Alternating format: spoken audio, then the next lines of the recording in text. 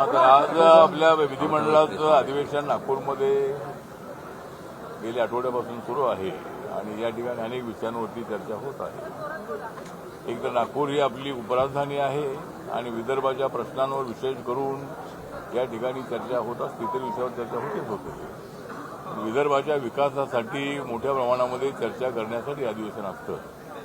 तर आज मी या ठिकाणी मारलेला आहे विधिमंडळाचा फेरफटका.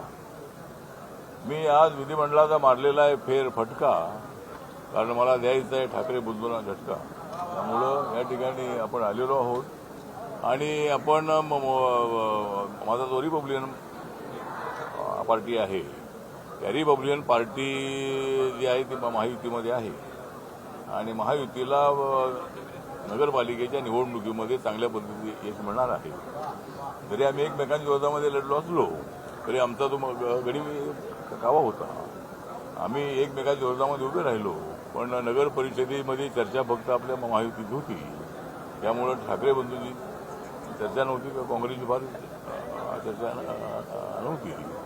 त्यामुळे ठीक आहे. तर आता मात्र निर्णय घेण्यात आलेला आहे. देवेंद्र फडणवीस, एकनाथ शिंदे आणि अजितदादा पवार, रवींद्र चव्हाण यांनी चर्चा केलेली आहे आणि रिपब्लिकन पक्षाला सोबत घेऊन सगळ्या ज्या महानगरपालिकेच्या निवडणुका आहेत 29 महानगरपालिकेच्या निवडणुका एकत्रित लढण्याचं ठरलेलं आहे.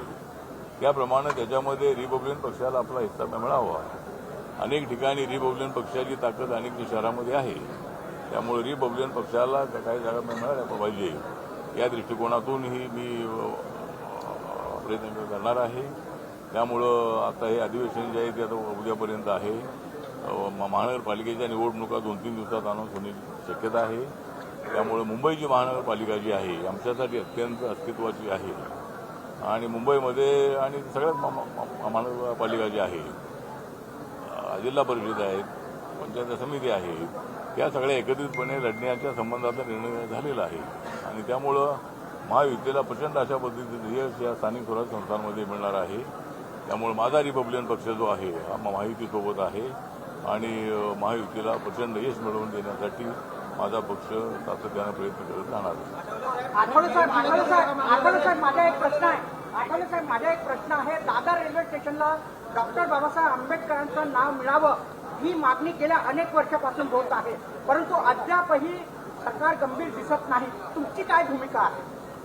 आता एक तर मागणी आहे म्हणजे अनेक ठिकाणी बाबासाहेबांची नावं अनेक ठिकाणी म्हणजे स्टेशनला नाही आहे, परंतु अनेक ठिकाणी बाबासाहेबांचे पुतळे आहेत, बाबासाहेबांचं नाव आहे, तेवढं मोठं नाव आहे.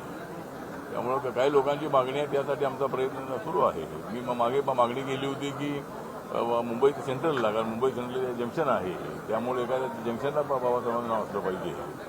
तर अद्याप काही तो निर्णय झालेला नाही आहे. त्यामुळे लोकांच्या भावना अशा आहेत की त्याच्याही तुम्ही तर दादरच्या बाजूला आहे, त्यामुळे दादरला नाव मिळावं अशा पद्धतीची आपली लोकांची मागणी आहे. आणि हा विषय राज्य सरकारचा आहे. म्हणजे जरी रेल्वे स्टेशन जरी ते केंद्राच्या अखत्यारीमध्ये असलं तरी नाव कुणाला द्यायचं त्या संबंधाचा निर्णय घेण्याचा राज्य सरकारला अधिकार आहे. त्यामुळे मी एकदा मुख्यमंत्र्यांशी बोलून पक्षाची भूमिका बाबासाहेबांचं नाव त्या दादरला मिळत असेल तर आनंदच आहे. म्हणजे लोकांची मागणी पण आहे आणि दादर स्टेशनला बाबासाहेबांचं नाव मिळालं पाहिजे अशी अनेक लोकांची मागणी आहे.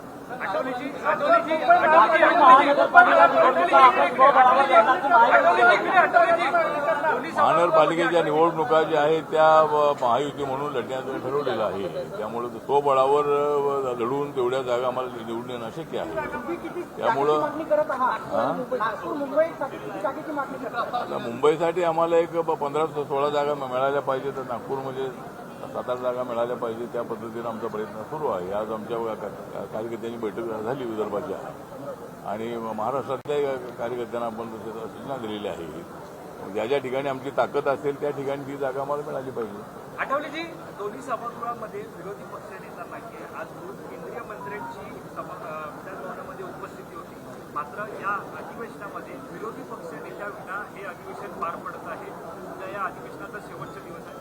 सरकारला काही दोन्ही सभागृहामध्ये विरोधी पक्षनेते नाहीयेत, सरकारला काही सल्ला देणार आहात? भाजपला 3 आमदार असताना दिल्लीमध्ये विरोधी पक्ष आता विरोधी पक्ष नेता जो आहे त्याला जे संख्या असते त्या संख्येवरती विरोधी पक्ष नेत्याची जबाबदारी देण्यात येते. त्यामुळे सध्या महाविकास आघाडीकडे तेवढी मोठी ताकद नाही आहे. त्यामुळे टेक्निकल त्यामध्ये अडचण आहे. त्यामुळं जर विरोधी पक्षांना नेता बनवायचा असेल तर ते नियम बदलावे लागतील. त्यामुळं सध्याच्या नियमाप्रमाणे जेवढी संख्या असायला पाहिजे तेवढी संख्या महाविकास आघाडीची नसल्यामुळं त्या ठिकाणी ती अडचण झालेली आहे. आमच्या पार्लमेंटमध्ये असं तर झालं होतं की काँग्रेस पक्षाला फक्त 40-45 जागा असायच्या आणि त्यामुळे त्यांनाही ते पद मिळालं नव्हतं. पण यावेळेला 2024च्या निवडणुकीमध्ये काँग्रेसला 99 जागा मिळाल्या आणि त्या ठिकाणी आता राहुल गांधी अपक्ष लीडर आहे. त्यामुळे इथला जो प्रश्न आहे त्याच्यामध्ये काय संख्या कमी होऊ शकते का त्याचा विचार अध्यक्षांनी करावा, सरकारने करावा आणि हाऊसमध्ये विरोधी पक्ष नेता असला पाहिजे असं माझं मत आहे.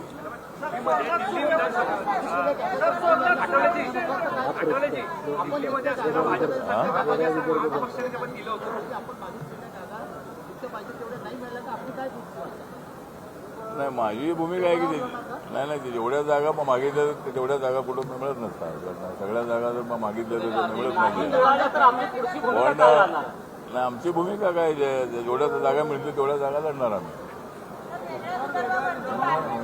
वेगळा निर्णय घेऊन त्या ठिकाणी आम्हाला निवडून येणं शक्य आहे. भाजपचे नेते म्हणतात का वेगळा विदर्भ ही आमची एजंडा आमची भूमिका आहे. अद्याप वेगळा विदर्भ का होत नाही मग? काय भाजपचं म्हणणं आहे माननीय बावनकुळेजी यांनी सांगितलेलं आहे की स्वतंत्र विदर्भाची मागणी पहिली भाजपची आहे. पण भाजपच्या मागणीबरोबर ही रिपब्लिकन पक्षाची मागणी सगळ्यात अगोदर आहे आणि रिपब्लिकन पक्षाने सुद्धा स्वतंत्र विदर्भाची मागणी अनेक वेळेला केलेली आहे. त्यासाठी बरीच जागा घेतलेली आहेत, आंदोलन केलेलं आहे. त्यामुळे माझ्या पक्षाची भूमिका अशी आहे की स्वतंत्र विदर्भ जो आहे तो होणं अत्यंत आवश्यक आहे. कारण 1 मे 1960ला स्वतंत्र विदर्भ झाला आणि त्यावेळेला त्यांना जी आश्वासनं दिली होती तेवढी काँग्रेसच्या काळामध्ये वाढली नाही आणि विदर्भाला जो आर्थिक न्याय मिळाला पाहिजे तेवढा न्याय न मिळाल्यामुळं या ठिकाणी मागणी होते. पण या आंदोलनाची तीव्रता दिसत नाही आहे. ज्या पद्धतीने तेलंगणा आणि आंध्रामध्ये झालं की आंध्रापासून तेलंगणा वेगळा करण्यासाठी चंद्रशेखर राव आणि अनेक लोकांनी मोठ्या प्रमाणात आंदोलन केलेलं होतं. तसं आंदोलन या विदर्भामध्ये दिसत नाही आहे. त्यामुळं विदर्भातल्या लोकांनीही जर विदर्भ त्यांना हवा असेल तर हे आंदोलन थोडंसं तीव्र होणं अत्यंत आवश्यक आहे. त्याशिवाय हा विषय सुटणार नाही. तर राज्य सरकार स्वतंत्र विदर्भाची मागणी बद्दल काही ऐकून घ्यायला तयार नाही. तुम्ही पंतप्रधान मोदींकडे मागणी करणार का? मागणी आमची आहेच. आमची मागणी अजेंड्यामध्ये आमची मागणी आहे. मागच्या वेळेला ज्या वेळेला हे तेलंगणाचं झालं त्याच वेळेला हे होणं अत्यंत आवश्यक होतं. पण माझ्या पक्षाची स्वतंत्र विदर्भाच्या मागणीला पूर्णपणे पाठिंबा आहे. मागणीला पाठिंबा नव्हे तर स्वतंत्र विदर्भ झालाच पाहिजे अशा माझ्या पक्षाची भूमिका आहे. या अगोदर मुख्यमंत्री देवेंद्र फडणवीस म्हणाले होते की वेगळा विदर्भ जोपर्यंत होत नाही तोपर्यंत मी लग्न करणार नाही असेही ते बोलले होते. मग ही भाजपची जर वेगळ्या विदर्भाची जर भूमिका असेल तर वेगळ्या विदर्भासाठी देवेंद्र फडणवीस समोर पुढाकार का घेत नाही? पुढाकार येईल. त्यांचं लग्न झालेलं असल्यामुळे सध्या ते पुढाकार येत नाही. त्यांनी तर लग्न केलं ना, तर वेगळा विदर्भ झाला नाही ना. ठीक आहे, त्यांची भूमिका आहे. विरोधकांना तुमच्या कवितेच्या शैलीत कसं सल्ला द्या? विरोधकांना तुमच्या कवितेच्या शैलीमध्ये कशा प्रकारे सल्ला द्या? म्हणजे आता एक तर म्हणजे विरोधकांनी अनेक वेळेला वेगळ्या ठिकाणी मारलेला आहे डल्ला. विरोधकांनी वेगळ्याच ठिकाणी मारलेला आहे डल्ला म्हणून आम्ही त्यांच्यावर केलेला आहे हल्ला.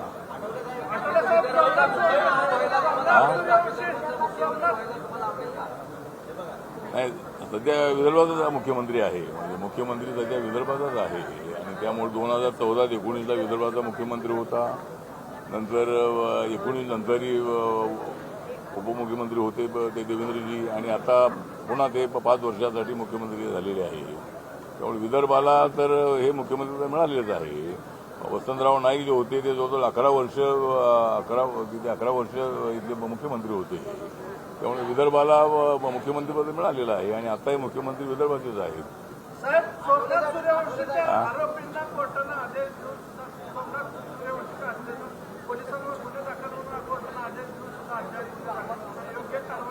मला वाटतं सोमनाथ सोरवंशी जो आहे तो परभणीमध्ये त्याचा मृत्यू पोलीस कोर्डीमध्ये झालेला होता. आणि पोलिसांच्या मारहाणीमध्ये त्याचा मृत्यू झाल्याची माहिती किंवा तशा पद्धतीची सूचना कोर्टाने दिलेली आहे. पण ज्या पोलिसांनी त्यांना मारहाण केलेली आहे त्यांच्यावर कारवाई होणं अत्यंत आवश्यक आहे.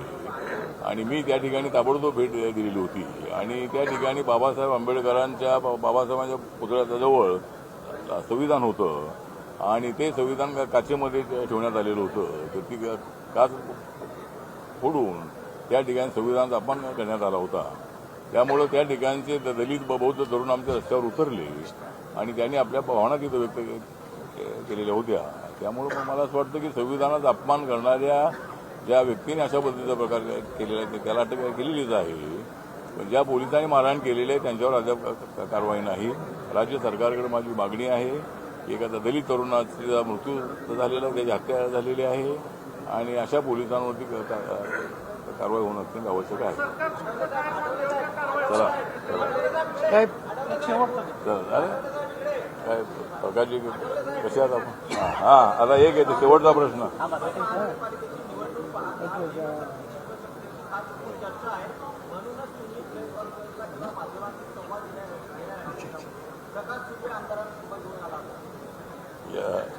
या प्रकार या अरे बाबा आमचे ते नेते आहेत आणि मी त्यांच्यासाठी आलो, ते माझ्यासाठी आलेले नाहीत. मी त्यांना बघितलं नागपूरमध्ये आले म्हणून त्याचं स्वागत करण्यासाठी मी पुढे आलेलो आहे. नाही शिवशक्ती भीमशक्ती जी आहे ती मुंबईमध्ये मोठ्या प्रमाणामध्ये ताकदवार आहे आणि मला असं वाटतं की उद्धव ठाकरे यांना सोडून आली, एकनाथ शिंदेच्या नेतृत्वाखाली आली होती 40 पाखरे. उद्धव ठाकरेंना सोडून एकनाथ शिंदेच्या नेतृत्वाखाली आली होती जवळजवळ 40 आमच्यासोबत पाखरे. आता आम्ही चालू देणार नाही उद्धव ठाकरेंची नखरे.